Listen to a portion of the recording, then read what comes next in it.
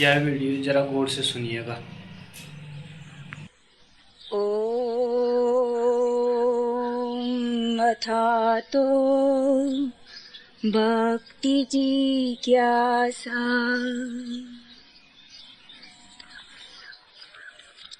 लघु अपि भक्ताधिकारे महाक्षेपकम् अपरा सर्वहाना तत्स्थानत्वात् अनन्या धर्माखले वालिवत् आनिन्दा योनि अधिक्रियते पारम्पर्यात् सामान्यवत् अतः हि अविपक्वा भावानाम् अपि तल्लोके क्रमैका गत्यो पपत्तेतु।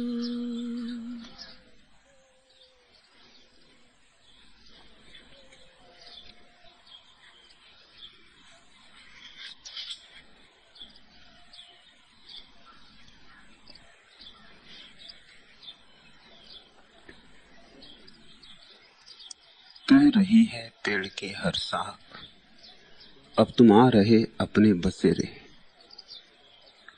आज दक्षिण की हवा ने अचानक द्वार मेरे खड़खड़ाए।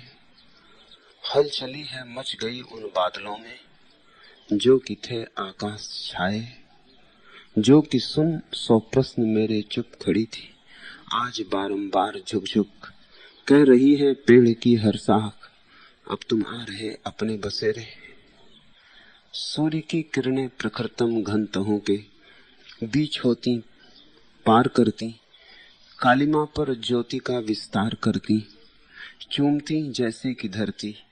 हे रजत पक्षी, तिमिर को भेदने से जो तुम्हारी राह छेके, अब नहीं रुकते तुम्हारे पांख, अब तुम आ रहे अपने बसेरे। कह रही है पेड़ की हर शाख, अब तुम आ रहे अपने बसेरे। हे रजत पक्षी, तिमिर को भेदने से जो तुम्हारी राह छेके, अब नहीं रुकते तुम्हारे पांख, अब तुम आ रहे अपने बसेरे। कह रही है पेड़ की हर शाख, अब तुम आ रहे अपने बसेरे। आज हीरे ले लहर आती, बिछाती है कहीं मरकत किनारे। आज उज्जवल मोतियों से हाथ अपने हैं कहीं सर से संवारे। पर तुम्हारा मन प्रलोभन दे लुभाना है असंभव। आज कोई पंथ में वैभव बिछाए लाख, अब तुम आ रहे अपने बसेरे। कह रही है पेड़ की हर शाख, अब तुम आ रहे अपने बसेरे। मैं तुम्हें बुलाता हूं और तुम आ जाते हो। दूर दिशाओं से, दूर नगरों से, दूर देशों से एक प्रीति तुम्हें खींचे लाती है, और मेरे पास देने को सिवाय शून्य के और कुछ भी नहीं। छीनूंगा तुमसे, मिटाऊंगा तुम्हें, क्योंकि तुम्हारे मिटने में ही परमात्मा के होने की संभावना है। तुम शून्य हो जाओ तो पूर्ण तुम्हारे भीतर उतरे। तुम शून्य बनो तो मंदिर बनो, फिर पूर्ण तो अपने से आ जाता है। अवकाश चाहिए, तुम्हारे हृदय में आकाश चाहिए। मैं तुमसे छीनता हूं, मैं तुम्हें ही तुमसे छीनता हूं, फिर भी तुम आ जाते हो। तुम्हारा प्रेम गहन होगा। तुम दुस्साहसी हो। पंडित पुरोहितों के पास जाना एक बात है, मेरे पास आना दूसरी ही बात है। तुम दुस्साहस कर रहे हो, तुम आग से खेलने चले हो। अगर जलने की हिम्मत दिखाई तो तुम फूल होकर निखरोगे। अगर मिटने का साहस किया तो तुम पहली बार हो पाओगे। कोई प्रीति तुम्हें खींचे लिए आती, जन्म जन्म की प्रीति, वह आज की नहीं हो सकती। आज की कभी इतनी गहरी नहीं होती। जिसके लिए हम मिटने को तैयार हो जाएं, वह प्रीति पुरातन होती, जन्म जन्मों की होती। जीवन से भी जब किसी का बड़ा मूल्य हो जाए, तभी तुमने गुरु पाया। जिसके लिए तुम जीवन भी गंवाने को तैयार हो जाओ, तभी तुमने गुरु पाया। गुरु पाना दुर्लभ है, क्योंकि शिष्य होना अति कठिन है। शिष्य होने के लिए जुआरी चाहिए। तुम सब जुआरी हो। वहां तुम जाओ जहां तुम्हें कुछ मिलता हो, तर्क समझ में आता है। यहां तुम आओ जहां सब छिन जाता हो, अतर्क हो जाती है बात। लेकिन प्रेम सदा से अतर्क है।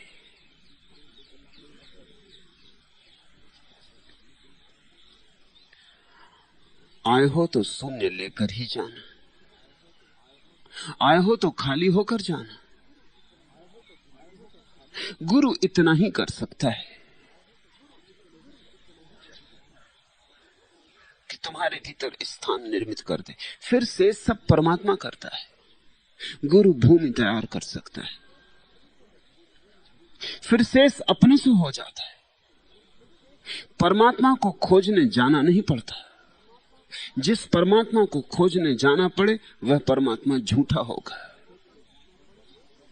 जिस परमात्मा को खोजने एक कदम भी उठाना पड़े, वह परमात्मा सच नहीं रहा। मनुष्य की सामर्थ्य भी क्या है कि परमात्मा को खोजे। रो सकता है, गिर सकता है, बिलख सकता है, खोजेगा कैसे? खोज तो उसकी हो सकती है जिससे हमारी पहले से ही पहचान हो। अपरिचित की, अनजान की, अज्ञात की खोज कैसी? जिसे कभी देखा नहीं, जिसे कभी छुआ नहीं, जिससे कभी आलिंगन नहीं हुआ, स्पर्श नहीं हुआ, जिससे कभी दरस परस नहीं हुआ, उसे खोजोगे कहां? उसका पता कहां? उसका ठिकाना कहां? तुम जाओगे कहां? किस दिशा में? किस देश? नहीं, परमात्मा को खोजने कोई कभी नहीं जा सकता। फिर करना क्या होगा? भक्त अपने को मिटा लेता है, परमात्मा उसे खोजता आता है। तुम मिटने में थोड़ी कठिनाई अनुभव करते हो तो गुरु की जरूरत पड़ती है।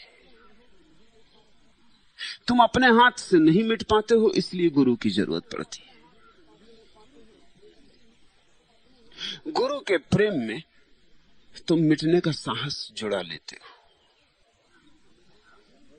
गुरु को देखकर तुम्हें यह भरोसा आ जाता है कि मिटकर भी मिटना नहीं होता। गुरु को देखकर यह श्रद्धा उमकती है कि मिटकर ही होना होता है। जैसे बीज वृक्ष को देखकर श्रद्धा से भर जाए कि मिटूं, कोई फिक्र नहीं, टूटूं भूमि में, बिखर जाऊं। वृक्ष हो जाते हैं, बीज जब टूट जाते हैं। बीज अकेला ही हो, किसी वृक्ष से पहचान ना हो, किस भरोसे टूटेगा, किस आशा में टूटेगा? संभालेगा अपने को, बचाएगा अपने को। गुरु तुम्हारी सुरक्षाएं छीन लेता है, तुम्हारे बचाव छीन लेता है। तुमने जो आरक्षण की व्यवस्था कर रखी है, तुमसे छीन लेता है। गुरु तुम्हें असहाय छोड़ देता है, निरालंब, मझधार में। यह किनारा भी गया, वह किनारा भी गया, कोई किनारा कहीं दिखाई भी नहीं पड़ता। सब तरफ आंधी और तूफान, और नाव डूबने लगी और पतवार हाथ से छूट गई। गुरु तुमसे सब छीन लेता है, मगर जो इस मझधार में डूबने को राजी हो जाते, उन्हें किनारा मिल जाता है। किनारा मझधार के विपरीत नहीं, मझधार में छिपा है। जो परिपूर्ण रूप से असहाय हो जाता है उसे परमात्मा का सहारा मिल जाता है। उसके पहले सहारा मिलता भी नहीं। तो मुझे छीन लेने दो तुम्हारी पतवार, मुझे डुबा देने दो तुम्हारी नाव, मुझे ले लेने दो तुम्हारे शास्त्र, तुम्हारे सिद्धांत, तुम्हारे संप्रदाय, तुम्हारा हिंदू धर्म, तुम्हारा मुसलमान धर्म, तुम्हारा जैन धर्म, मुझे छीन लेने दो, कर देने दो तुम्हें मुक्त शब्दों से, सिद्धांतों से, तुम्हारे सहारों से। फिर उसी असहाय अवस्था में 2 बूंद आंसू की टपकेंगी तुम्हारी आंखों से और प्रार्थना पूरी हो जाएगी।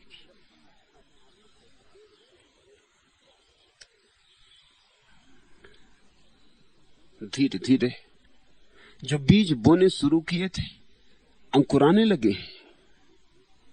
धीरे धीरे जो गंगोत्री की धार की तरह शुरू हुई थी गैरिक गंगा बड़ी होने लगी, गंगा बनने लगी। दूर दूर देशों तक गैरिक सन्यासी दिखाई पड़ने लगा है। कुछ होने को है। तुम्हें शायद पता भी ना हो कि तुम किसी एक बड़े महत आयोजन में हिस्सेदार हो, भागीदार हो। तुम्हें अपने सौभाग्य का भी शायद ठीक ठीक पता ना हो। किसी को कभी नहीं था। जो बुद्ध के साथ चले थे उनको पता नहीं था कि वे किस महत्वपूर्ण इतिहास के हिस्से हो रहे हैं। जो महावीर के साथ उठे बैठे थे उन्हें कुछ पता न था कि सदियों तक मनुष्य की चेतना आंदोलित रहेगी। वे 10-12 शिष्य जो जीसस के साथ खड़े हुए थे उन्हें क्या पता हो सकता था। और फिर उनका मसीहा, उनका गुरु सूली पर चढ़ गया। उन्हें तो लगा कि सब समाप्त हो गया, अब क्या बचा। उन्हें पता नहीं था कि पृथ्वी पर इतना बड़ा आंदोलन इसके पहले कभी हुआ नहीं था। जीसस का सूली पर चढ़ जाना इस पृथ्वी के इतिहास में अपूर्व घटना है। उस दिन समय 2 हिस्सों में बट गया, जीसस पूर्व और जीसस पश्चात। बीच में खड़ा हो गया समय की धार में जीसस का क्रॉस। उस दिन से आदमी दूसरा हुआ। उस दिन से आदमी ने कुछ नई बात सीखी, चेतना के कुछ नए आयाम खोले, कुछ नए द्वार खोले। तुम्हें साथ ठीक ठीक पता भी ना हो। मुझे पता है कि तुम एक विराट आयोजन के भागीदार हो रहे हो, अनजाने। तुम जो अपनी छोटी सी ईंट रख रहे हो इस मंदिर में, ये किसी विराट मंदिर का हिस्सा बनेगी। तुम्हारी ईंट के बिना ये मंदिर उठ भी नहीं सकता था। तुम्हारी ईंट कितनी ही छोटी हो, तुम्हारी ईंट अनिवार्य है। तुम धन्यभागी हो। जो जितना ज्यादा मेरे पास आके मिट सकेगा उतना धन्यभागी होगा, क्योंकि उतनी ही उसकी ईंट इस उठते हुए मंदिर के काम आ जाएगी। अहंकार की ईंट का उपयोग नहीं हो सकता। अहंकार की ईंट को तो हमें त्यागना होगा। निरअहंकार की ईंट से बनेगा ये मंदिर, और इस मंदिर की बड़ी जरूरत आ गई है। पृथ्वी बेचैन है। मनुष्य की चेतना बहुत बड़े संकट में, ऐसे संकट में जैसा कि शायद पहले कभी भी नहीं था। क्या है संकट? संकट है धर्म की पुरानी भाषाएं इतनी पुरानी हो गई कि मनुष्य के काम की नहीं रही। उनके कहने और बताने के ढंग इतने जराजीर्ण हो गए कि मनुष्य और उनके बीच कोई तालमेल नहीं रहा, कोई संवाद नहीं रहा। आदमी प्रौढ़ हुआ है और धर्म अभी भी बचकानी भाषा बोल रहे हैं। वो धर्म बच्चों के लिए विकसित किए गए थे। तो परमात्मा पिता था या मां था। अब आदमी को पिता और मां की जरूरत नहीं है। अब आदमी के सामने परमात्मा का नया रूप, गहरा रूप प्रकट होना चाहिए। नहीं कि पुराना रूप गलत था, कोई रूप गलत नहीं होता, लेकिन जैसे जैसे मनुष्य की चेतना रूपांतरित होती है नए रूपों की जरूरत पड़ जाती है। अब आज आकाश की तरफ हाथ उठा के किसी परमात्मा को, किसी परम पिता को आकाश में बैठे हुए मानना की कठिनाई होती। कहीं अड़चन आती, तुम्हारी चेतना गवाही नहीं देती। तुम कर भी लेते हो अगर आदत बस, तो भी तुम आस्तिक नहीं हो पाते। आज की सदी में नास्तिकता तर्क संगत मालूम पड़ती है, आस्तिकता तर्क विपरीत मालूम पड़ती है। यह बात उचित नहीं। आस्तिकता जिस दिन तर्क विपरीत मालूम पड़ने लगे उस दिन खोने लगेगी। आस्तिकता तर्कातीत जरूर है, लेकिन तर्क विपरीत होने की कोई जरूरत नहीं। आस्तिकता नास्तिकता से ज्यादा बड़ा तर्क है। यद्यपि तर्क पर आस्तिकता समाप्त नहीं होती और आगे जाती, उसकी यात्रा बड़ी है, तर्क से आगे जाती, तर्क की सीढ़ी पर चढ़ जाती, लेकिन तर्क के विपरीत नहीं। नास्तिकता जब भी तर्क के अनुकूल मालूम पड़ने लगे तो उसका सिर्फ एक ही अर्थ होता है कि धर्म की भाषा पुरानी पड़ गई, भाषा को नया परिमार्जन चाहिए, नया परिष्कार चाहिए, नई चमक, भाषा को नया ढंग, नई शैली चाहिए, भाषा को नया जीवन चाहिए। धर्म को प्रतिदिन नया होना पड़ता है, मनुष्य की चेतना के साथ साथ चलना होगा। तुम बच्चे थे, तुमने जो कपड़े पहने थे वे बिल्कुल ठीक थे, लेकिन अब तुम बड़े हो गए, अब तुम उन्हीं कपड़ों को पहने रखोगे तो तुम्हें बंधन मालूम होगा, वे कपड़े तुम्हें जकड़ लेंगे, वे कारागृह बन जाएंगे। अब तुम्हें और अन्य कपड़ों की जरूरत पड़ेगी। सारी पृथ्वी पर धर्म है, लेकिन इस सदी का धर्म कोई भी नहीं, वे सब पुराने हैं। जिन्होंने विकसित किए थे, जिनके लिए विकसित किए गए थे, वे सब जा चुके हैं। उन धर्मों को भी चले जाना चाहिए। कोई धर्म यहां शाश्वत होकर नहीं रह सकता। और ध्यान रखना, धर्म की आत्यंतिक, धर्म की गहराई शाश्वत है, लेकिन धर्म का कोई रूप शाश्वत नहीं हो सकता। आत्मा शाश्वत है, देह शाश्वत नहीं। धर्म का शाश्वत रूप किसी को पता नहीं। धर्म का शाश्वत रूप जब भी पता होता है तब भाषा में बंध जाता है, और जब भाषा में बंध जाता है तो शाश्वत नहीं रह जाता, सामयिक हो जाता है। समय समय के धर्म और क्रांति इस अर्थ में भी अनूठी होने वाली है। पहले भी नए धर्म पैदा हुए थे। हिंदू धर्म था, फिर बुद्ध धर्म आया, बुद्ध धर्म नया धर्म था। यहूदी धर्म था, फिर ईसाईयत आई, ईसाईयत नया धर्म थी। अब तो एक और नई छलांग घटने वाली। वह छलांग है, अब धर्म भविष्य में विशेषण वाला धर्म नहीं होगा। हिंदू और मुसलमान और ईसाई ऐसा नहीं, धार्मिकता होगी। और धार्मिकता विशेषण शून्य हो, यह मेरा प्रयास है। ये जो तुम्हें गैरिक वस्त्रों में रंगे जाता हूं, ये जो गैरिक अग्नि फैलाए चला जाता हूं, इस अग्नि के पीछे एक ही लक्ष्य है कि इस अग्नि में सारे विशेषण जल जाएं, हिंदू के, मुसलमान के, ईसाई के। इस अग्नि में ब्राह्मण के, शूद्र के, क्षत्रिय के विशेषण जल जाएं। इस अग्नि में स्त्री के, पुरुष के विशेषण जल जाएं। ये अग्नि सबको एक रंग में रंग दे, ये पृथ्वी को एक बना दे। ये पहली बार धर्म हो विशेषण से मुक्त, मात्र धार्मिकता का नाम हो। और समझ लेना बात को, अगर धर्म विशेषण से मुक्त हो जाए तो नास्तिक भी धार्मिक हो सकता है। सच तो यह है, सभी नास्तिक धार्मिक होने की तलाश में ही नास्तिक हो गए। धर्म उन्हें तृप्त नहीं कर पाते। शायद उनकी प्यास तथाकथित आस्तिकों से ज्यादा गहरी है। जिससे आस्तिक तृप्त हो जाता, उससे नास्तिक तृप्त नहीं हो पाता। नास्तिक चाहता है अनुभव, नास्तिक मांगता है जब तक मैं न जान लूं मानूंगा नहीं। नास्तिक चाहता है कसौटी सत्य की, प्रमाण। तुम्हारे प्रमाण छोटे पड़ गए, तुम्हारे प्रमाण ओछे पड़ गए, तुम्हारे प्रमाण पुराने पड़ गए। वो पुराने नास्तिकों के काम आ गए होंगे। नया नास्तिक नए तर्क लेकर आया है, नया नास्तिक नए विचार लेकर जन्मा है। उन नए विचारों का उत्तर कहां है? उन नए विचारों का उत्तर चाहिए ये गैरिक अग्नि उस नए विचार को उत्तर देगी। मेरे पास आके नास्तिक भी स्वीकृत हो जाता है। अभी कुछ ही दिन पहले किसी ने कहा कि मैं नास्तिक हूं, क्या मैं भी सन्यासी हो सकता हूं? मैंने कहा नास्तिक के लिए ही ये सन्यास है। मैं नास्तिकों की तलाश में हूं। उसने कहा मैं ईश्वर को नहीं मानता। मैंने कहा इस सन्यास में ईश्वर को मानने की कोई शर्त नहीं। तुम मानते तो गलत होते।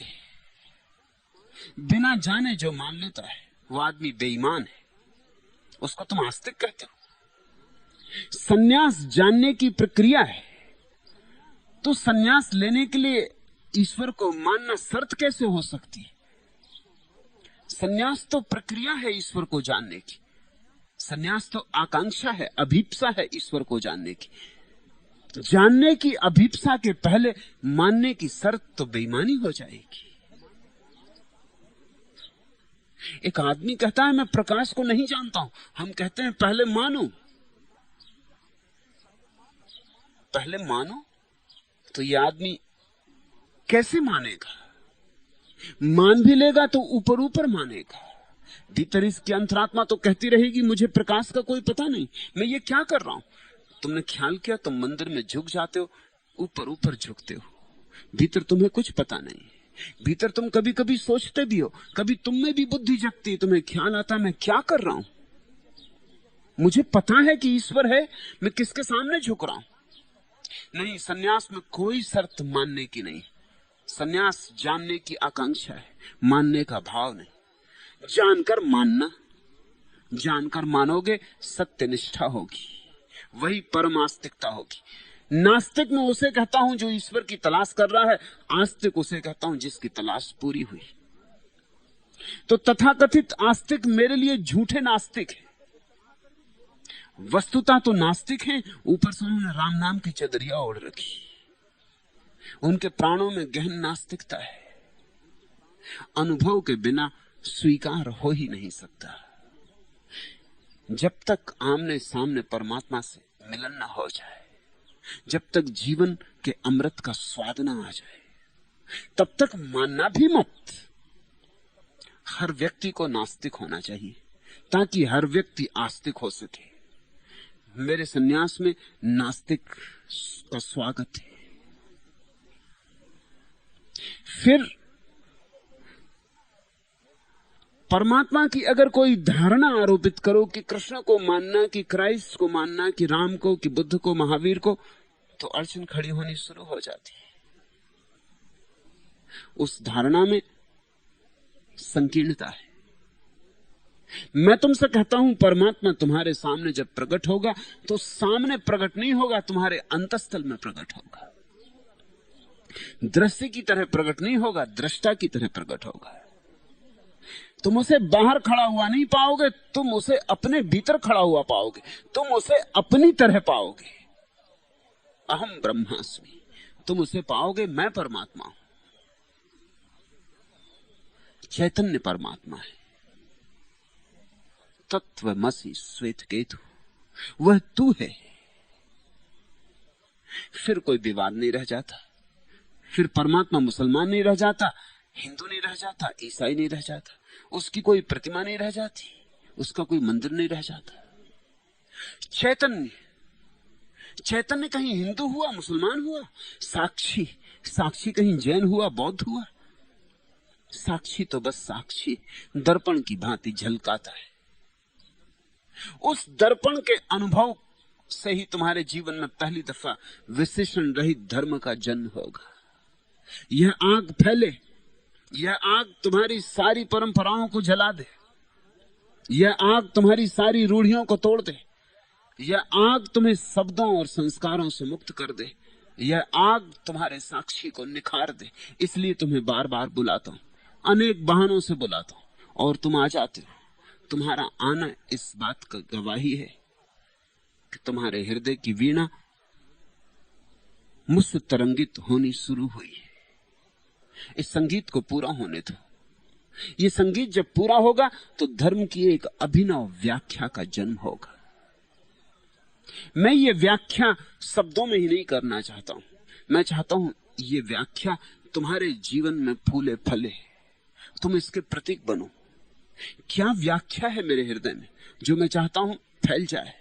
और अब समय आ गया कि मैं तुमसे कहूं, क्योंकि अब समय आ गया कि तुम बढ़ते जाते हो, तुम फैलते जाते हो। जल्दी ही इस पृथ्वी पर कोई भी सन्यास से अपरिचित नहीं रह जाएगा।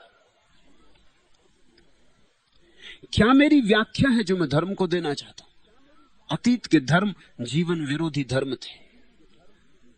उनकी भाषा जीवन के प्रति शत्रुता की भाषा थी। मैं तुम्हें जीवन स्वीकार का धर्म देना चाहता हूं।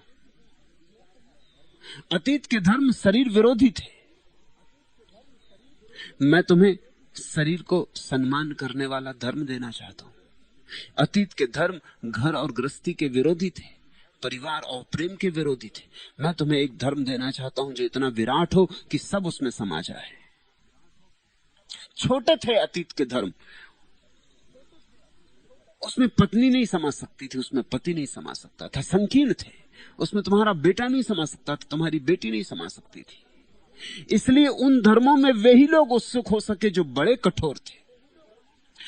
मेरी बात को ठीक से समझो तो इसका अर्थ यह हुआ, उन धर्मों में वे ही लोग उत्सुक हो सके जो वस्तुतः धार्मिक नहीं थे, कठोर थे, दुष्ट थे, हिंसक थे। जो आदमी अपनी पत्नी को बिलखता छोड़ के भाग गया है, इसको तुम अब तक धार्मिक कहते रहे हो, सन्यासी कहते रहे हो। ये एक दिन डोला सजाकर बैंड बाजे बजाकर इसे किसी भरोसे पर अपने घर ले आया था।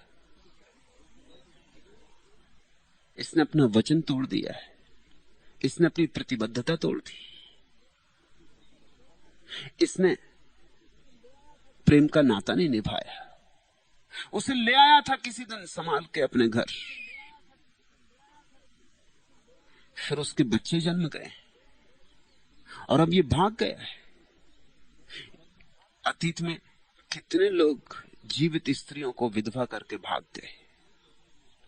उन विधवाओं के आंसुओं का कुछ हिसाब है। उन विधवाओं के आंसुओं ने इनके मोक्ष में बाधा नहीं डाली होगी, मैं तुमसे पूछता हूं। उनके बच्चे तड़फे होंगे, भूखे सोए होंगे, भीख मांगी होगी। पति तो सन्यासी हो गए थे, शायद पत्नी को वैश्या हो जाना पड़ा होगा। ये कैसा सन्यास? इसमें कहीं कोई बुनियादी रोग है, कहीं कोई भ्रांति है। सन्यास बड़ा होना चाहिए, विराट होना चाहिए, सबको संभाले। सन्यास हार्दिक होना चाहिए, प्रेमल होना चाहिए। सन्यास में कहीं भी कोई कदम ऐसा उठे जो प्रेम के विपरीत जाता हो तो वो सन्यास नहीं। ये मैं तुम्हें कसौटी देना चाहता हूं। जब तुम प्रेम की तरफ बह रहे हो तो समझना सब ठीक है, और जब तुम प्रेम के विपरीत जाने लगो समझना कुछ भूल हो गई, कहीं कोई भ्रांति हो गई। अपने को सुधारना, संभालना, अपने को वापस लौटाना।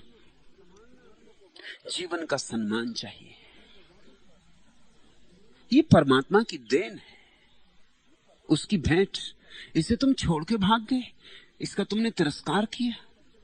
और मजा है कि यही सारे धार्मिक लोग कहते रहे परमात्मा ने सृष्टि बनाई है, वो सृष्टा है।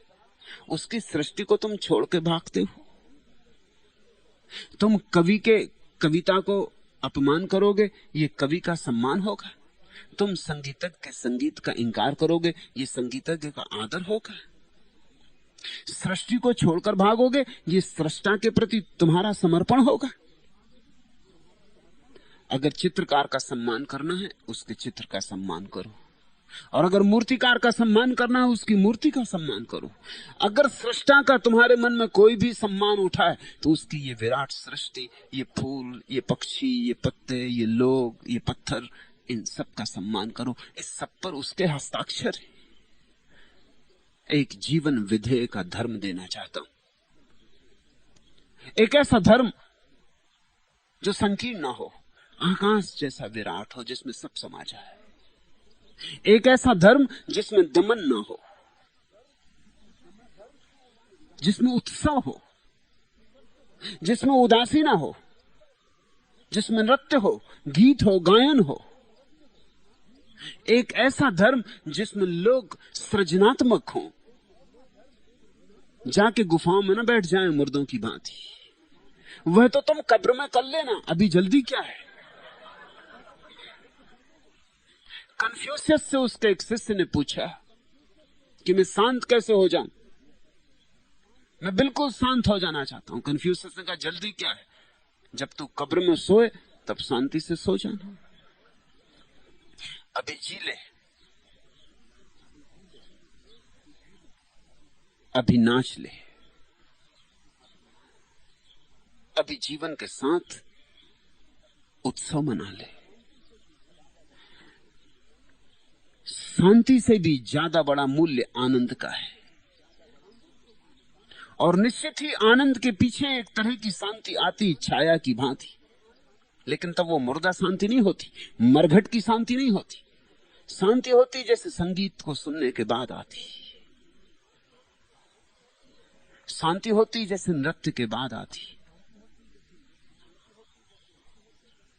एक आनंद का भाव शांति को भी अपने साथ बहा लाता है, लेकिन वो जीवन की तरंग पर चढ़ के आती।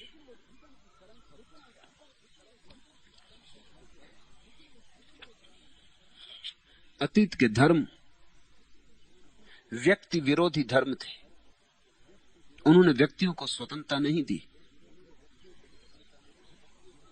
उन्होंने व्यक्तियों को व्यक्तित्व नहीं दिया, उन्होंने व्यक्तियों को भेड़ बनाने की कोशिश की।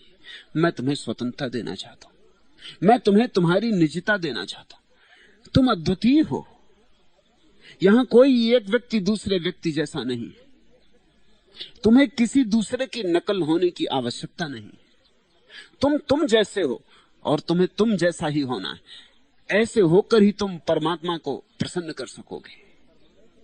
तुम गुलाब हो तो गुलाब की तरह खिलो, और चमेली हो तो चमेली की तरह खिलो। तुम्हें कमल होने की जरूरत नहीं, तुम कमल हो तो कमल की तरह खिलो। कमल को गुलाब होने की जरूरत नहीं। तुम अपने को स्वीकार करो, अपने को अंगीकार करो। न तुम्हें बुद्ध बनना है, न तुम्हें महावीर बनना है, न तुम्हें रजनीश बनना है, तुम्हें तुम ही बनना है। और तुम जिस दिन तुम ही बनोगे, उसी दिन तुम्हारे जीवन में उल्लास होगा।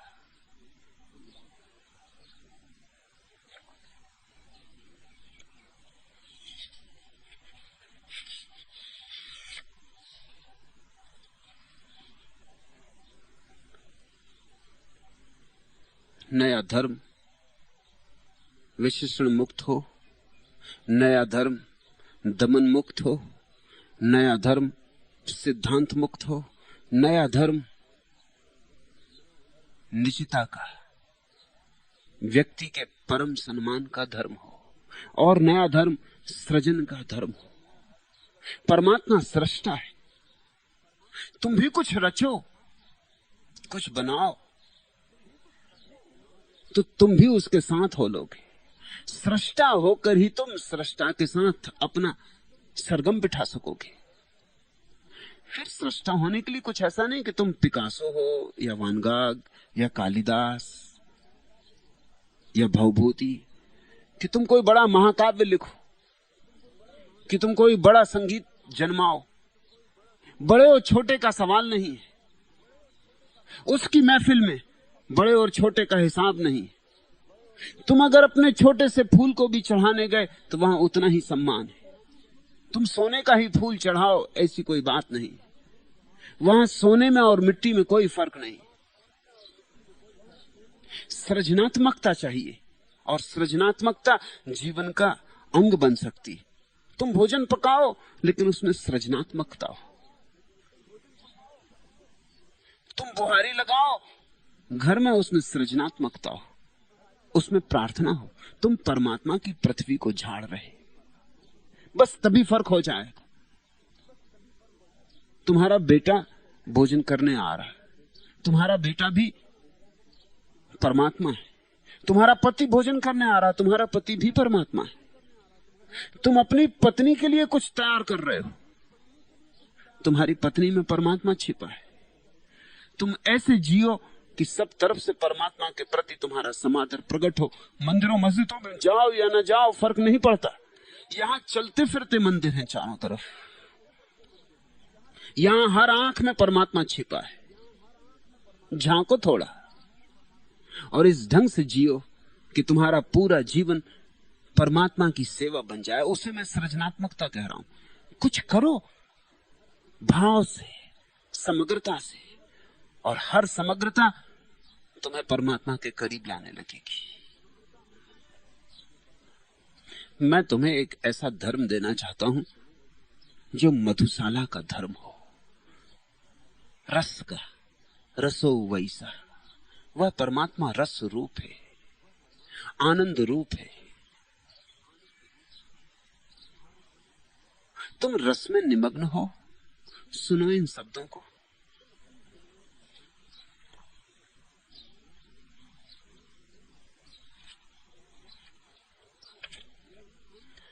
हंसने का वक्त है, यह हंसाने का वक्त है, यानी चमन में फूल खिलाने का वक्त है। आई है फिर बहार बा अंदाज दिल बरी, सर को हुजूर दोस्त झुकाने का वक्त है। माना खिरद है समय रहे जिंदगी, मगर ए बेखबर यह होश में आने का वक्त है।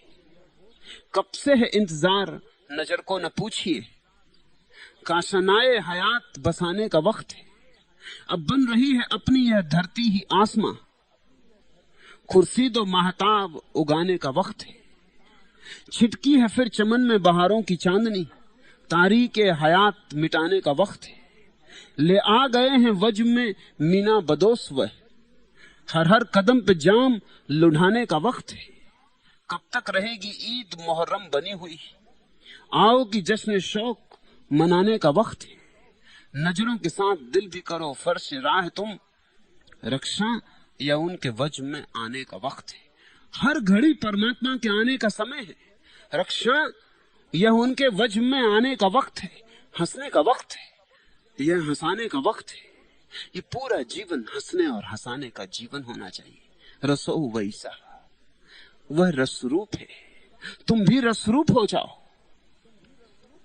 उदास मत बैठो। कब तक रहेगी ईद मुहर्रम बनी हुई, आओ कि जश्न शौक मनाने का वक्त है। धर्म मुहर्रम हो गए, वहां उदासी छा गई। वहां लोग मुर्दों की भांति बैठे, वहां समय के पहले मर गए। मंदिरों में फिर से नाच को ले आओ, मंदिरों में फिर गीत को ले आओ, फिर बजने दो वीणा, फिर थिरकने दो पांव, फिर ताल पड़ने दो। देखते नहीं चारों तरफ परमात्मा सदा उत्सव में है। तुम उदास होके इस महोत्सव से टूट जाते हो। ले आ गए हैं वज्र में मीना बदोस, वह परमात्मा सदा ही मधु की मटकी भरे हुए आ रहा है। ले आ गए हैं वज्र में मीना बदोस, वह हर हर कदम पे जाम लुढ़ाने का वक्त है। तुम जरा आंख खोल कर देखोगे तो फूलों में दिखाई पड़ेगा उसका मधु, सूरज में दिखाई पड़ेगा, चांद तारों में दिखाई पड़ेगा, सब तरफ दिखाई पड़ेगा। मगर तुम्हारी आंखों पे धूल जम गई, तुम्हारी आंखों को उदासी के पाठ पढ़ाए गए। उन पाठों ने तुम्हारे जीवन को विकृत कर दिया है। तुम्हें इतने कांटों के पाठ पढ़ाए गए कि तुम्हें फूल दिखाई पड़ने बंद हो गए। इस जमीन को आसमान बनाना है, यह मेरा संदेश है आज के दिन। अब बन रही है अपनी यह धरती ही आसमां, खुर्शीद और महताब उगाने का वक्त है। अब चांद तारों को उगाने का समय आ गया। धरती को आसमान बनाना है। बहुत दिन खोज चुके हम आसमान में स्वर्ग को, अब स्वर्ग को यही उतार लाना है।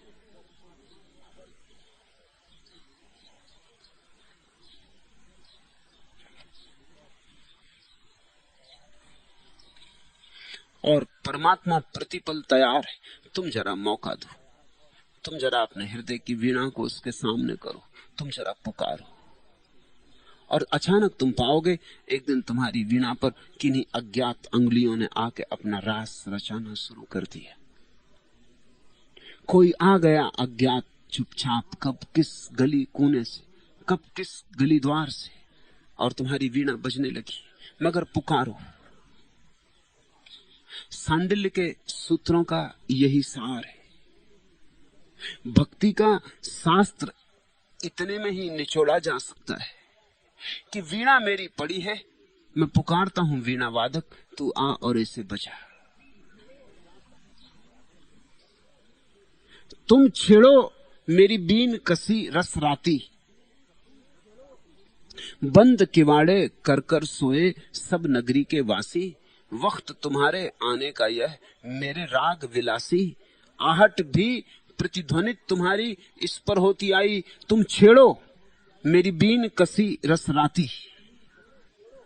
इसके गुण अवगुण बतलाऊं क्या तुमसे अनजाना, मिला मुझे है इसके कारण गली गली का ताना। लेकिन बुरी भली जैसी भी है यह दैन तुम्हारी, मैंने तो से ही एक तुम्हारी थाती।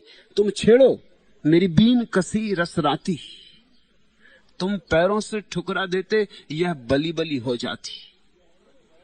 कहां तुम्हारी छाती की भी धड़कन यह सुन पाती, और चुकी हैं चूम उंगलियां मधु बरसाने वाली। अचरज क्या इतनी आज बनी मदमाती। तुम छेड़ो मेरी बीन कसी रस राती, मेरी और वीणा पर तुम जो चाहो राग उतारो। उसके जिन भावों भेदों को तुम चाहो उद्गारो, जिस पर्दे को चाहो खोलो, जिसको चाहो मूंदो। यह आज नहीं है दुनिया से शर्माती, तुम छेड़ो मेरी बीन कसी रस राती। प्रत्येक व्यक्ति एक वीणा है जो कसी है, तैयार है जन्मों जन्मों से, रस से भरी है। पर वीणा वादक को तुमने बुलाया नहीं, तुमने पुकारा नहीं। और वीणा वादक ना आए तो जीवन संताप रह जाता है। मैं तुम्हें वीणा वादक को पुकारने के लिए कहता हूं। भक्ति का इतना ही सार सूत्र है। जिस दिन तुम कह सकोगे अनन्य भाव से, तुम छेड़ो मेरी बीन कसी रस राती, उसी क्षण क्रांति घटनी शुरू हो जाती है। आज के सूत्र, लघु अपि भक्ताधिकारे, महत क्षेपकम अपर सर्वहानात्। अपूर्व सूत्र है। थोड़ी सी भक्ति उदय होने पर भी महापातक का नाश हो जाता। थोड़ी सी।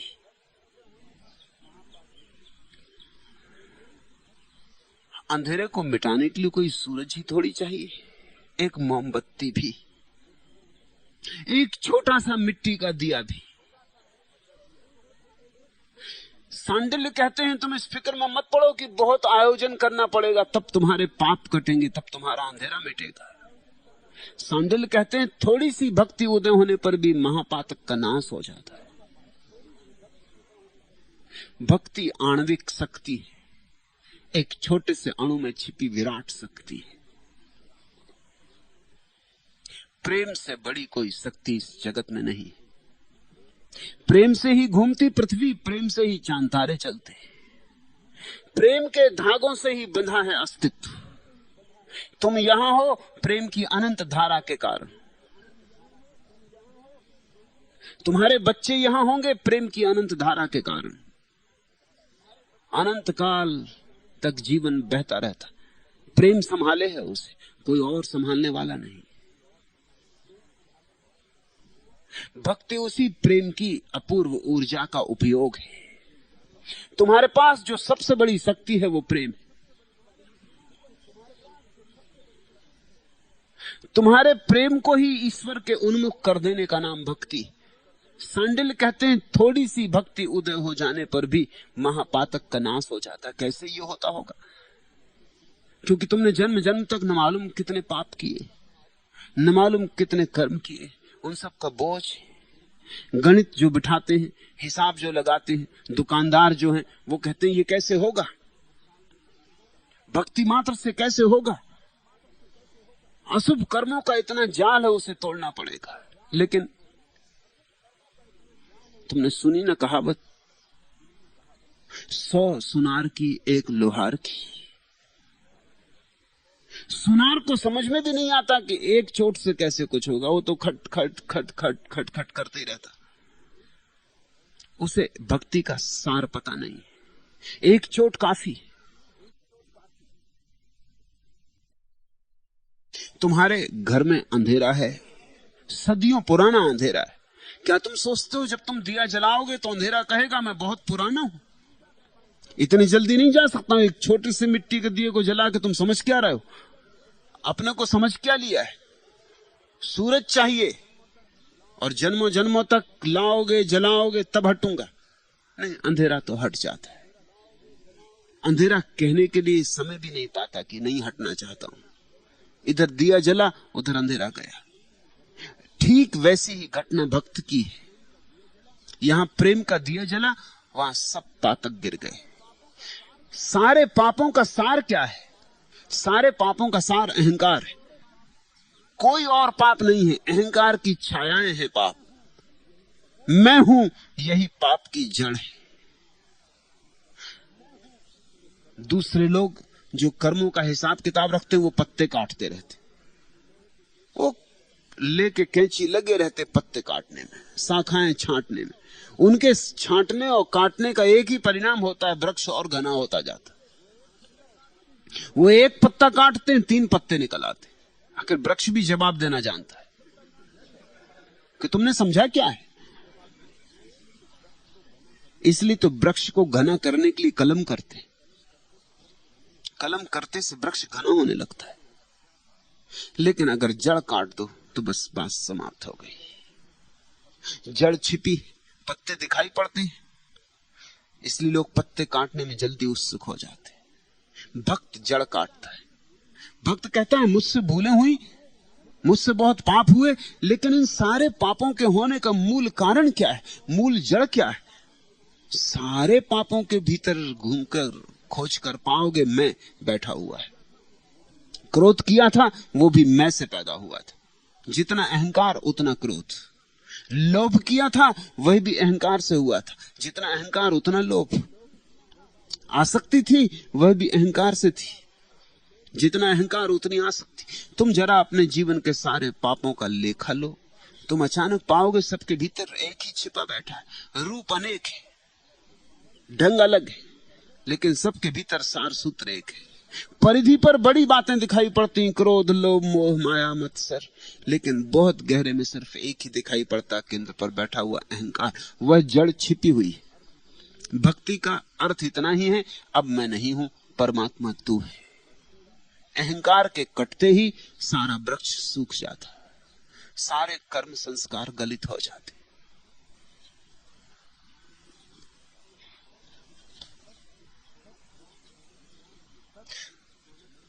तत् स्थानत्वात् अनन्य धर्म खले वाली बात।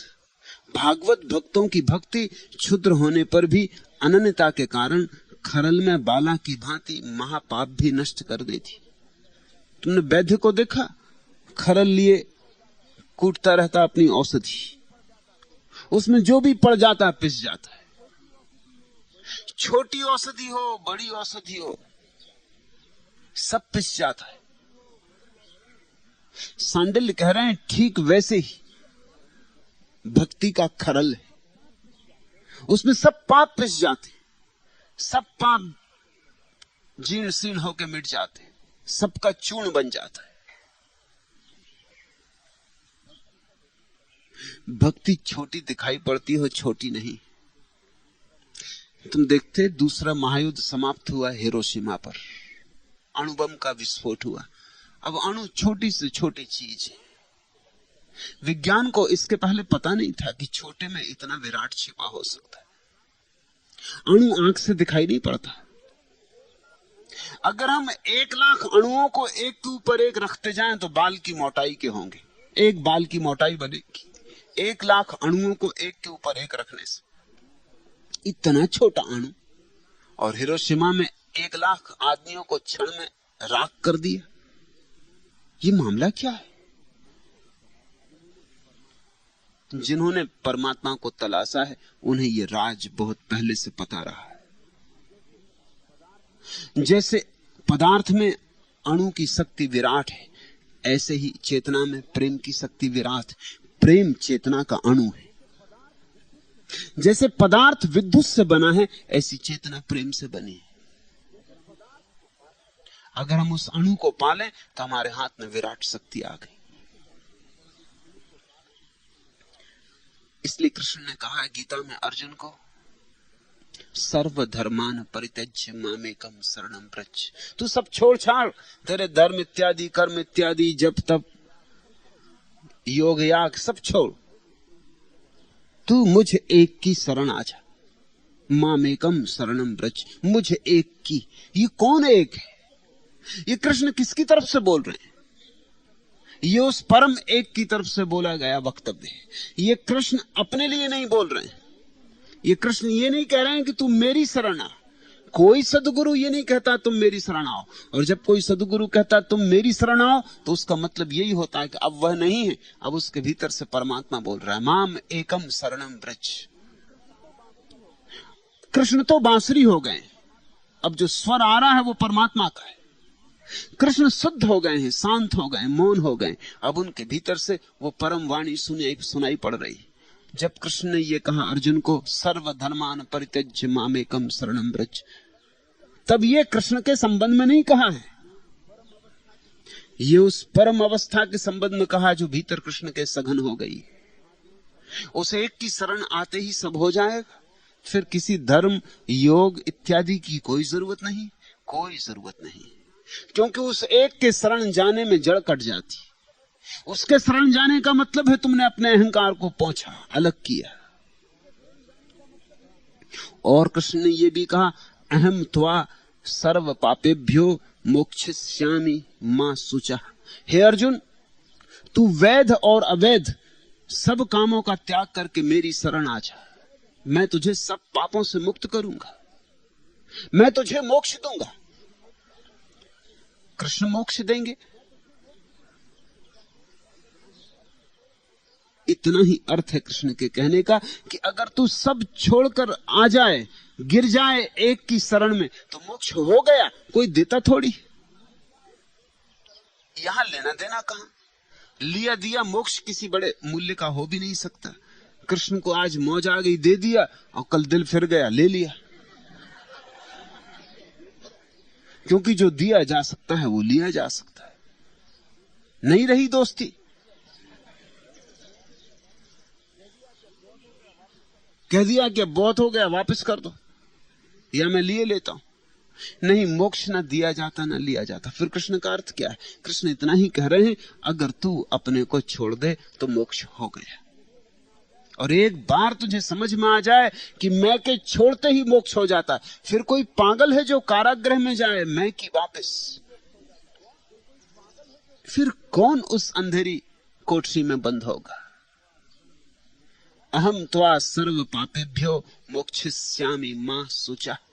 आजा, मुक्त हो जा, एक ही काम कर ले, एक जड़ काट दे।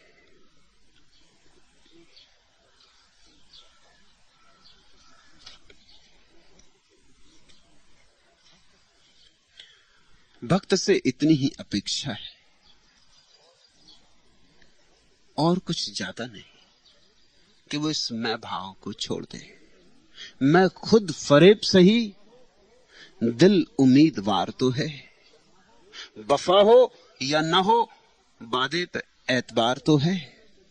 बला से पाए ना मंजिल, मगर यह क्या कम है, भटकते फिरने में इस दिल को कुछ करार तो है। छोटी सी भक्ति। भक्त कहता है ना मिले सूरज, छोटी सी किरण, न पहुंच पाए मंजिल तक, लेकिन मंजिल की तलाश में भटक रहे हैं, इससे भी बड़ी राहत है। तुम धन पालो तो भी कुछ सार नहीं, और ध्यान को पाने वाला ध्यान ना भी पा सके लेकिन पाने की यात्रा पर लगा रहे तो काफी है। इसे मैं फिर से तुमसे कह दूं, ध्यान के रास्ते पे तुम हार जाओ तो भी जीत गए, और धन के रास्ते पे भी जीत गए तो क्या जीते? जीत के भी हार हो जाती धन के रास्ते पर, ध्यान के रास्ते पर हार के भी जीत हो जाती। मैं खुद फरेब सही, दिल उम्मीदवार तो है, उसकी आकांक्षा इतना ही क्या कम है, उसकी आशा, दिल उम्मीदवार तो है, परमात्मा की आकांक्षा का अंकुरण हुआ है, इतना ही बहुत है। उतनी आकांक्षा भी रूपांतरकारी है। मैं खुद फरेब सही, दिल उम्मीदवार तो है, वफा हो या ना हो वादे पे एतवार तो है, बला से पाए ना मंजिल मगर यह क्या कम है, भटकते फिरने में इस दिल को कुछ करार तो है। गुमाने तर्क ताल्लुक न कीजियो ना से, जो उनकी बज्म नहीं उनकी रह गुजर तो है।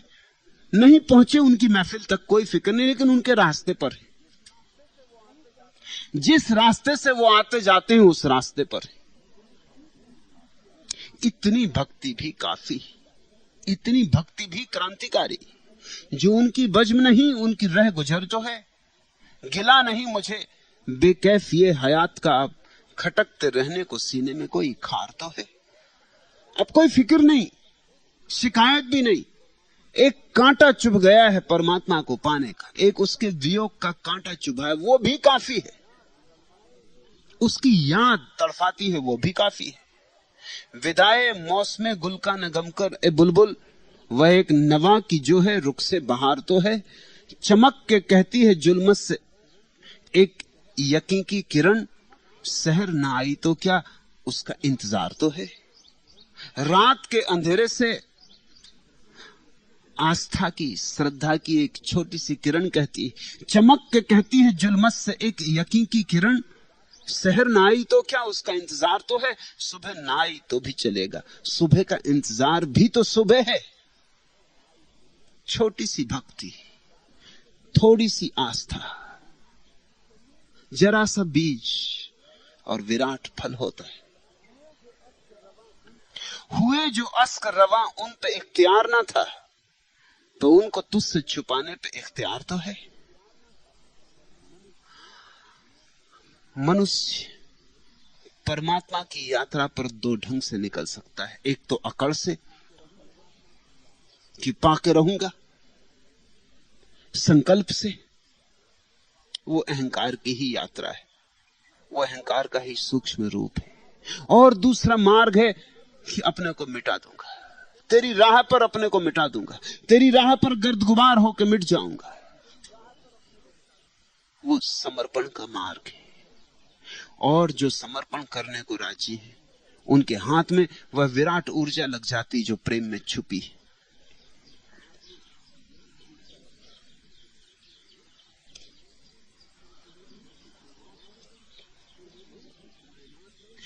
इस दिल की कायनात है तेरी नजर के साथ, गुंचे की जिंदगी है नसीमे सहर के साथ।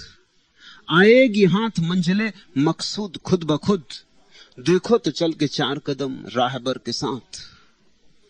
सिर्फ 4 कदम भी चल के देखो। इस दिल की कायनात है तेरी नजर के साथ। भक्त की तो सारी दुनिया उसकी एक नजर में है, उसकी एक दृष्टि हो जाए सब हो गया। ज्यादा की उसकी मांग नहीं है, उसकी मांग बड़ी छोटी छोटी है, इसलिए जल्दी पूरी हो जाती। सिर्फ मांगता है इतना, एक दफा मेरी तरफ देख भर लो, दूर से सही, पल भर को सही, एक बार ख्याल कर लो कि मैं भी यहां हूं और तुम्हें पुकारता हूं और तुम्हारी चाहत में मर रहा हूं। इस दिल की कायनात है तेरी नजर के साथ, गुंचे की जिंदगी है नसीमे शहर के साथ। जैसे सुबह की हवा के साथ फूल की जिंदगी है, ऐसे परमात्मा की एक नजर के साथ भक्त की जिंदगी है। आएगी हाथ मंजिले मकसूद खुद ब खुद। भक्त कहता मुझे फिक्र नहीं है आखिरी मंजिल की, मुझे अंतिम लक्ष्य की कोई चिंता नहीं, मुझे मोक्ष की कोई चिंता नहीं।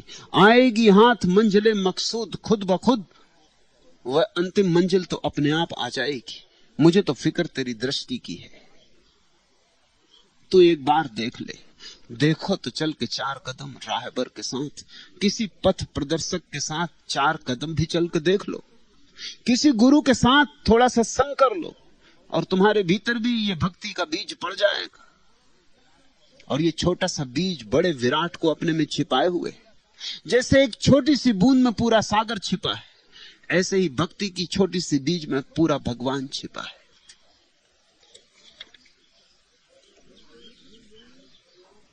आनिध्य योनि अधिकृते पारंपरियात सामान्यवत। भक्ति में चांडाल आदि का भी अधिकार है, क्योंकि भक्ति की मर्यादा से सब समान है। उन पुराने दिनों में जब सांडिल्य ने ये अपूर्व सूत्र लिखे, बड़ी मूढ़ता थी, अब भी समाप्त नहीं हो गई। शूद्र को मंदिर में प्रवेश का अधिकार नहीं था, और चांडाल तो शूद्र से भी गया बीता। तुमने 4 वर्ण सुने हैं, ब्राह्मण, क्षत्रिय, वैश्य, शूद्र। एक 5वां वर्ण भी है जिसको वर्णों में गिना नहीं गया, उसको चांडाल कहते। वो इतना बाहर है कि उसकी गिनती भी नहीं की, वो गिनने के योग्य भी नहीं। लेकिन सांडिल्य की हिम्मत देखते हो, हजारों साल पहले ये कहने की हिम्मत कि भक्ति के मार्ग पर हम कोई भेद नहीं करते, कौन ब्राह्मण है कौन शूद्र है, कोई भेद नहीं करते। भक्ति के मार्ग पर सब मनुष्य समान है।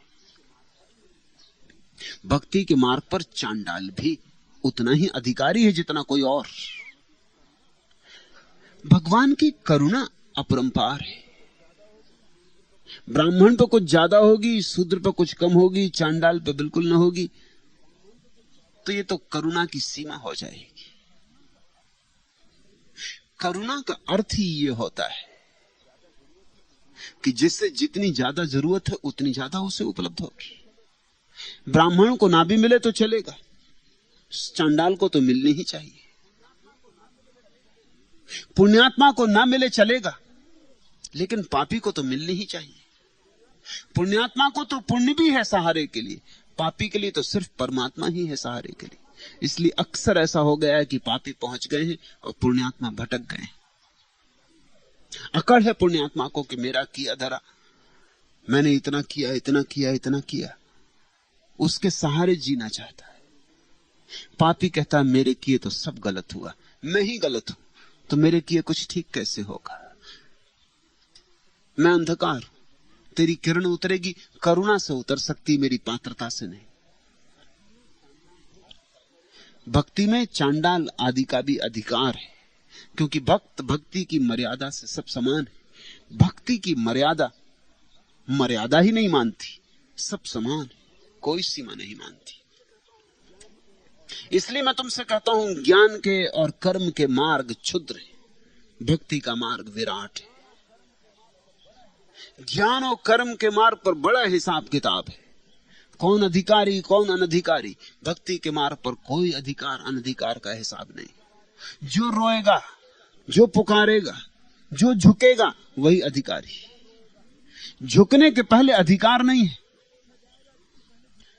ये नहीं पूछा जाएगा कि तू पहले झुकने का अधिकारी है या नहीं, कैसे झुक रहे हो। पहले पुण्य तो करो फिर झुकना, पहले व्रत उपवास करो फिर झुकना। सच तो यह है, व्रत उपवास और पुण्य करने वाला झुक ही नहीं पाता। वो व्रत उपवास ही लोहे की तरह उसकी छाती में समा जाते हैं, झुकने नहीं देते। उसकी रीढ़ मजबूत हो जाती, झुकती नहीं। झुकने के लिए अपनी असहाय अवस्था का बोध चाहिए। पापी से ज्यादा किसको होगा। परमात्मा के पास तुम अपनी पात्रता से नहीं पहुंचते हो, अपनी असहाय अवस्था की पुकार से पहुंचते हो। तुम्हारी आह तुम्हें पहुंचाती, तुम्हारा अहंकार नहीं।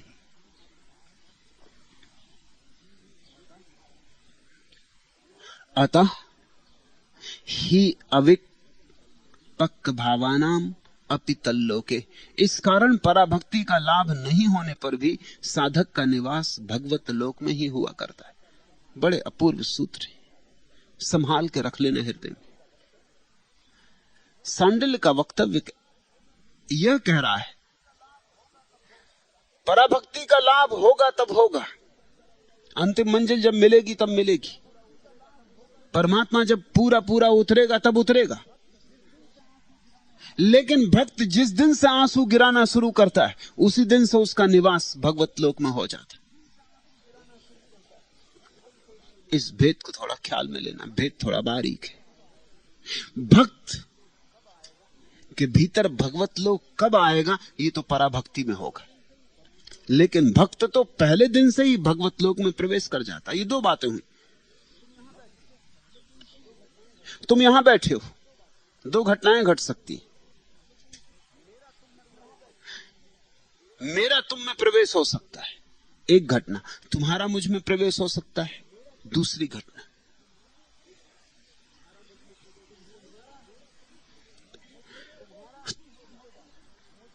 तुम्हारा मुझ में प्रवेश उसी क्षण हो जाता है जिस क्षण तुम आकांक्षा करते हो।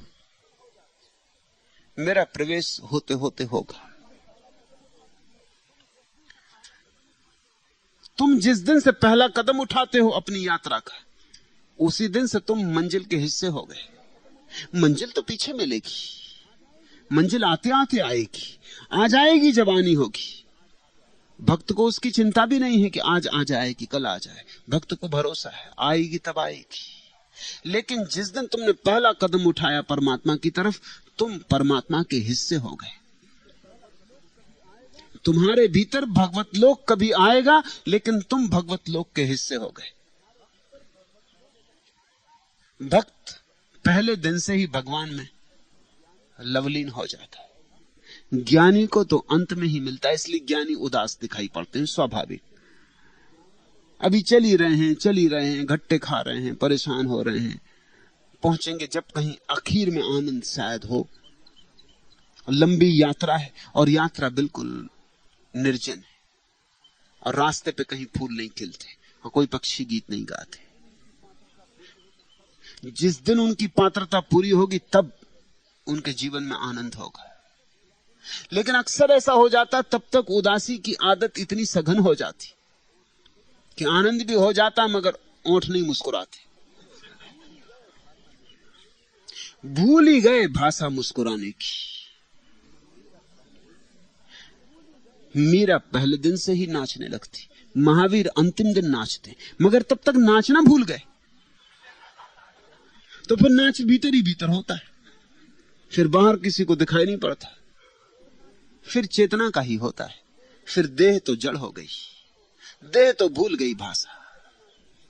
देह को तो याद ही नहीं रही कभी नाचने की, कभी नाची नहीं। तुम समझते हो ना बात को? जब परमात्मा उतरेगा तब तुम्हारे भीतर उतना ही तो प्रकट होगा जितना तुम्हारा अभ्यास होगा। जो आदमी हंसने का अभ्यास करता रहा था पूरे रास्ते पर, परमात्मा उतरेगा तो शायद खिलखिला के हंसेगा। बोधि धर्म को ऐसा ही हुआ था। जब परमात्मा उतरा तो वो खिलखिला के हंसा। हंसने का बड़ा अभ्यास रहा होगा, हंसता रहा था। जिंदगी को गंभीरता से नहीं लिया था। जिंदगी एक बहुमूल्य मजाक थी, एक प्यारा मजाक थी। हंसता रहा था। तो आखिर में जब परमात्मा उतरा तो हंसी में फूटा। महावीर नहीं नाचे। रास्ता ज्ञान का है, रास्ता कर्म शुद्धि का है, रास्ता आत्म शुद्धि का है। तो जिस दिन परमात्मा उतरा उस दिन हाथ पैर में कोई लहर ना उठी, उठ नहीं सकती। मीरा पहले दिन से नाची और अंतिम दिन तक नाची। भक्त के लिए मार्ग भी मंजिल है, पहले ही कदम से मंजिल शुरू हो जाती। यह अपूर्वता है भक्ति की, यह विलक्षणता है। इस कारण पराभक्ति का लाभ नहीं होने पर भी साधक का निवास भगवत लोक में हुआ करता है। यह सूत्र अपूर्व है। इसलिए फिर कहता हूं, इसे संभाल के हृदय में रख लेना और पहले दिन से ही आनंदित हो जाओ। परमात्मा है, मिलन जब होगा तब होगा। उसकी राह पे चल पड़े,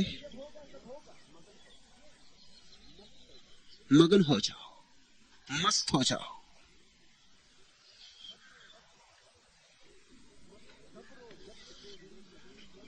सबरो जब्त के लेके बेसुमार नजराने, तेरी याद आई थी आज मुझको समझाने।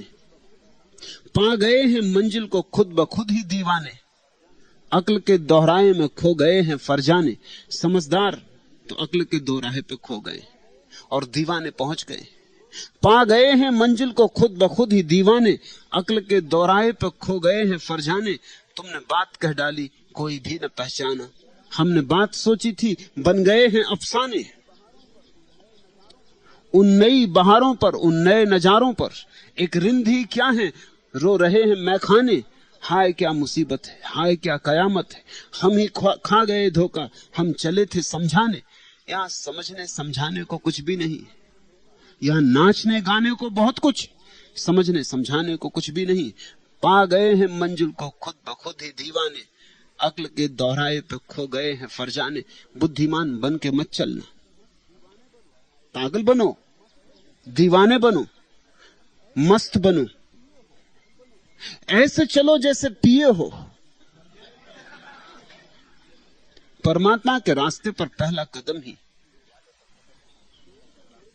पीने वाले का कदम होना चाहिए, लड़खड़ा के उठना चाहिए, डोल के चलो।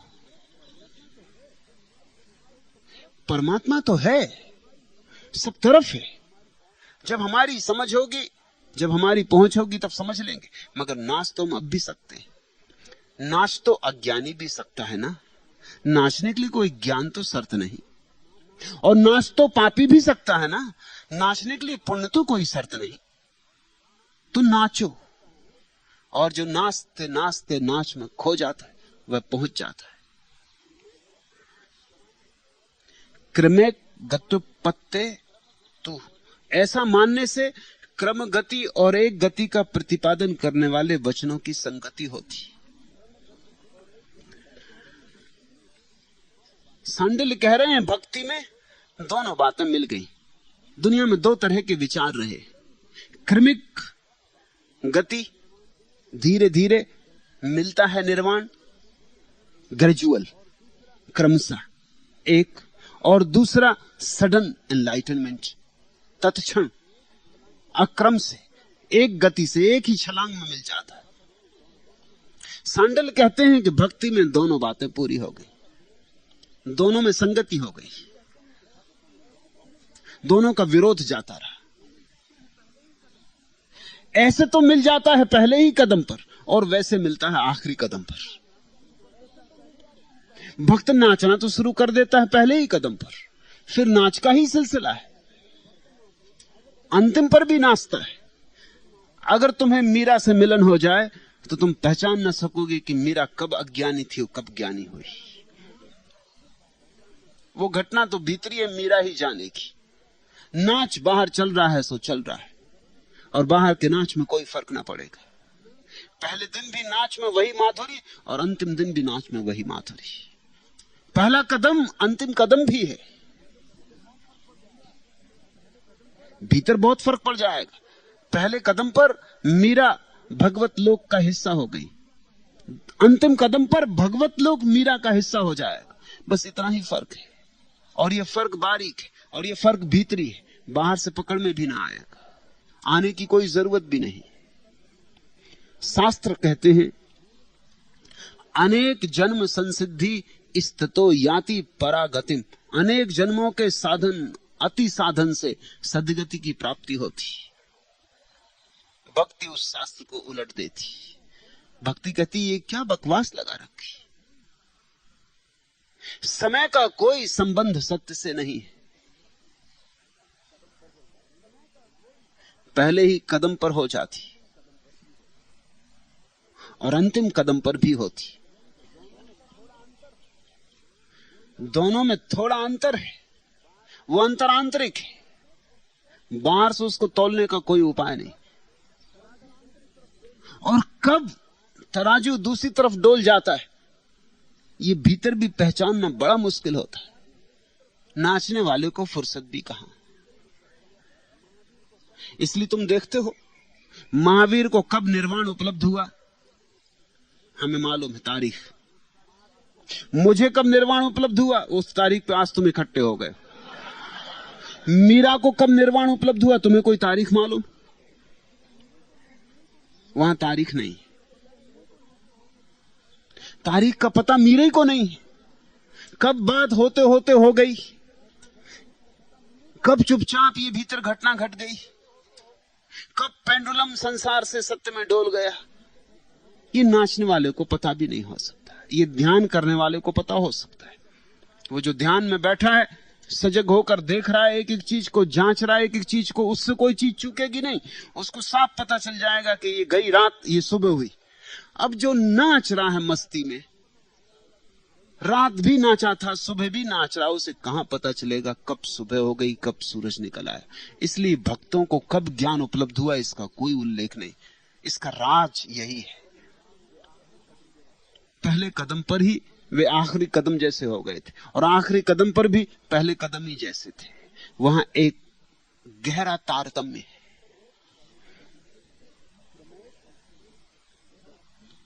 क्रमैक गत्युप पत्ते तू, ऐसा मानने से क्रम गति और एक गति का प्रतिपादन करने वाले वचनों की संगति होती। अद्भुत किया सांडिल्य ने, इन दोनों के बीच कोई संगति कभी बिठा पाया नहीं। ज़ेन में दो परंपराएं, बड़ा विवाद है उनमें। जो मानते हैं कि क्रमिक है, वो मानते हैं क्रमिक ही होगा, एक एक कदम उठा के ही तो मंजिल पे पहुंचोगे। और जो मानते हैं सडन है, अक्रमिक है, एक ही छलांग में हो जाता, वो मानते हैं एक ही छलांग में हो जाता। कदम उठा के पहुंचने का मतलब तो ये हुआ कि सत्य भी खंड खंड किया जाएगा, थोड़ा सा मिला, फिर थोड़ा सा मिला, फिर थोड़ा सा मिला। सत्य के कोई खंड नहीं हो सकते, इसलिए कदम नहीं हो सकते, बस एक बारगी मिल जाता है। या तो आदमी अज्ञानी होता है या ज्ञानी, बीच में कोई और स्थितियां नहीं होती।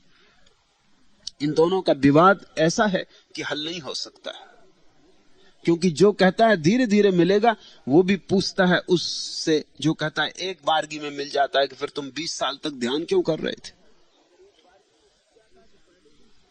अगर एक बारगी में मिल जाता है तो पहले दिन छलांग क्यों नहीं लगा गए थे? ज़ेन में इस तरह की कथाएं हैं कि किसी साधक ने गुरु के पास जाके कुछ पूछा और गुरु ने चांटा मार दिया, और चांटा मारते ही वो निर्वाण को उपलब्ध हो गया। इस तरह की कहानियां पश्चिम में इस समय बहुत प्रचलित हो गई, क्योंकि पश्चिम में बड़ी जल्दबाजी। वो कहते हैं ये बड़ा अच्छा है, कोई मिल जाए गुरु, मार दे एक चांटा, चलो एक दफा झंझट मिटी। मगर तुम्हें मालूम नहीं कि वो कहानी अधूरी। उसके पहले वो सज्जन 26 साल तक ध्यान कर रहे थे, जिनको चांटा मारा गया। ये मत सोचना कि वो चले आ रहे थे उठ के अभी बिस्तर से और मारा एक चांटा और ध्यान को उपलब्ध हो गए। वो 26 साल से ध्यान कर रहे थे। ये चांटा तो बस आखिरी, कहते हैं ना ऊंट पर आखिरी तिनका। चढ़ाई तो बहुत दिन से चल रही थी, सामान चढ़ाया जा रहा था, आखिरी तिनके ने ऊंट बिठा दिया। लेकिन पश्चिम में जो कहानियां प्रचलित हो रही हैं ज़ेन के संबंध में, वो पूरी नहीं, क्योंकि पूरी कहानी में कौन राजी होगा? सुनते से कि 26 साल पहले ध्यान करना पड़ेगा उनका, छोड़ो एक तो चांटा खाओ। 26 साल के बाद किसी तरह राजी थे कि चलो एक चांटा लग जाए, एक दफा झंझट मिटे। पहले 26 साल ध्यान करो। इतनी देर के लिए कोई राजी नहीं। तो वो जो कहते हैं क्रमिक होता है उपलब्धि, उनकी बात में भी बल मालूम होता है कि फिर 26 साल तक क्या कर रहे थे।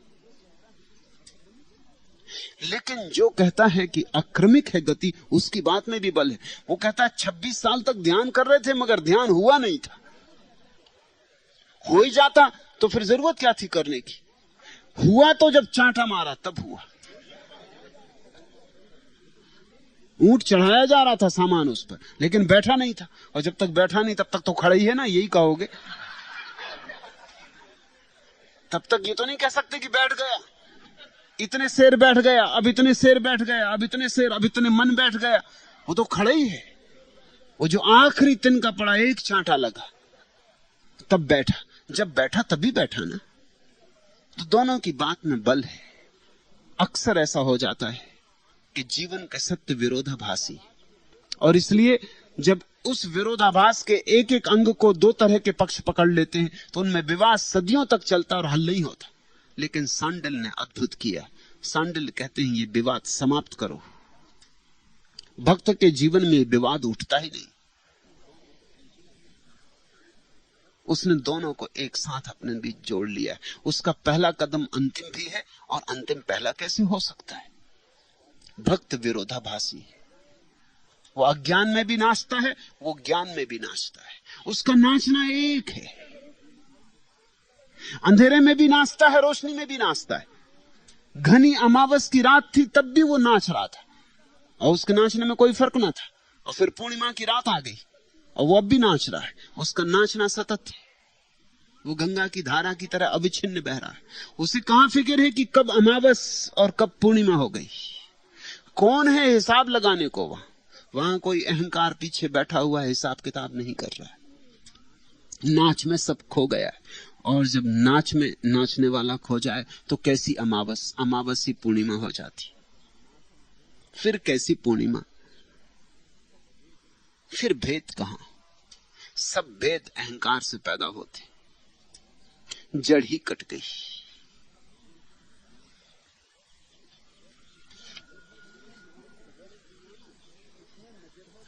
किस कदर हुस्ने नजर है तेरे दीवानों में। कलियां दामन की सजाई हैं गरेबानों में। हुस्न को खींच के ले आई मोहब्बत की कशिश। आके खुद समा को जलना पड़ा परवानों में।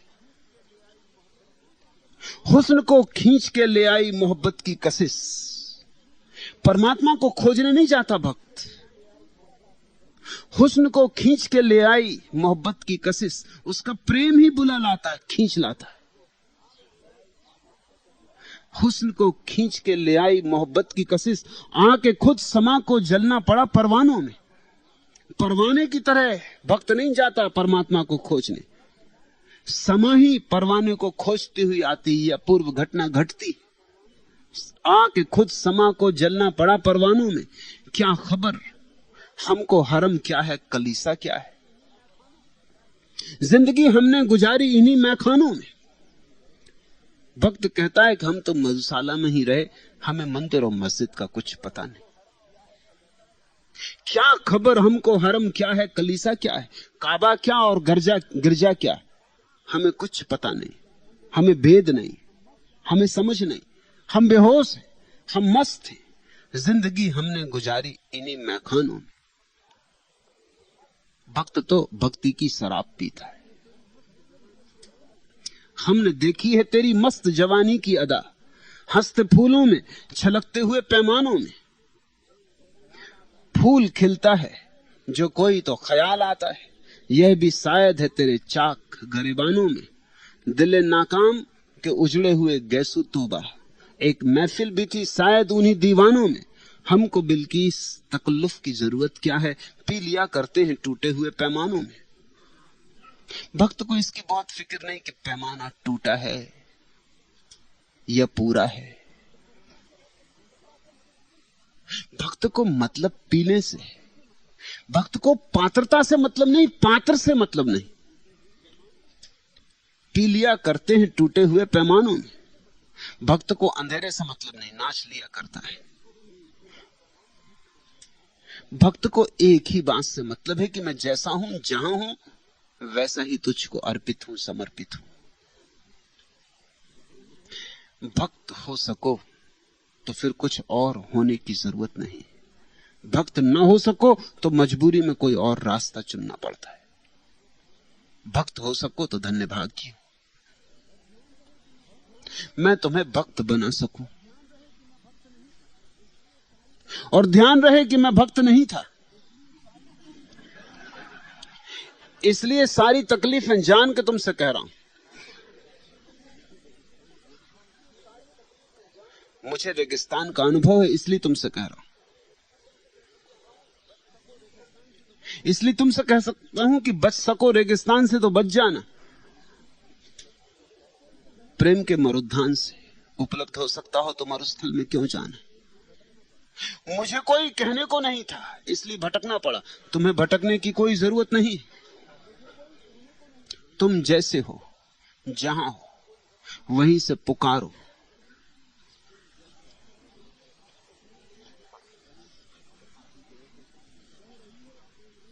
अब आ ही गए हो तो पूरे आ जाओ। कह रही है पेड़ की हर शाख, अब तुम आ रहे अपने बसेरे। मुझे अपना नीड़ बना लो, मुझे अपना बसेरा बना लो। कह रही है पेड़ की हर शाख, अब तुम आ रहे अपने बसेरे। आज दक्षिण की हवा ने आ अचानक द्वार मेरे खड़खड़ाए। हल चली है मच गई उन बादलों में जो कि थे आकाश छाए। जो कि सुन सौ प्रश्न मेरे चुप खड़ी थी, आज बारंबार झुक झुक कह रही है पेड़ की हर शाख, अब तुम आ रहे मेरे बसेरे। सूर्य की किरणें प्रखरतम घनतहों के बीच होती, पार करती, कालिमा पर ज्योति का विस्तार करती, चूमती जैसे कि धरती। हे रजत पक्षी, तिमिर को भेदने से जो तुम्हारी राह छेके, अब नहीं रुकते तुम्हारे पांख, अब तुम आ रहे अपने बसेरे। कह रही है पेड़ की हर शाख, अब तुम आ रहे अपने बसेरे। हे रजत पक्षी, तिमिर को भेदने से जो तुम्हारी राह छेके, अब नहीं रुकते तुम्हारे पांख, अब तुम आ रहे अपने बसेरे। कह रही है पेड़ की हर शाख, अब तुम आ रहे अपने बसेरे। आज हीरे से लहर, आज हीरे ले लहर आती, बिछाती है कहीं मरकत किनारे। आज उज्जवल मोतियों से हाथ अपने हैं कहीं सर से समारे। पर तुम्हारा मन प्रलोभन दे लुभाना है असंभव। आज कोई पंथ में वैभव बिछाए लाख, अब तुम आ रहे अपने बसेरे। कह रही है पेड़ की हर शाख, अब तुम आ रहे अपने बसेरे। आज इतना ही।